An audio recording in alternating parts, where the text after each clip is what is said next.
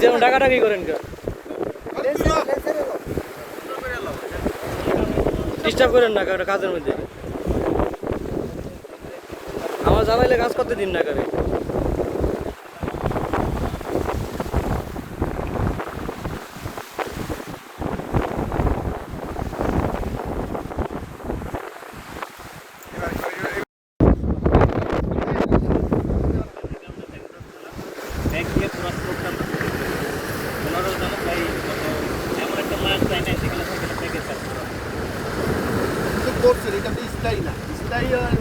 Zoom দিন না ভাইয়া।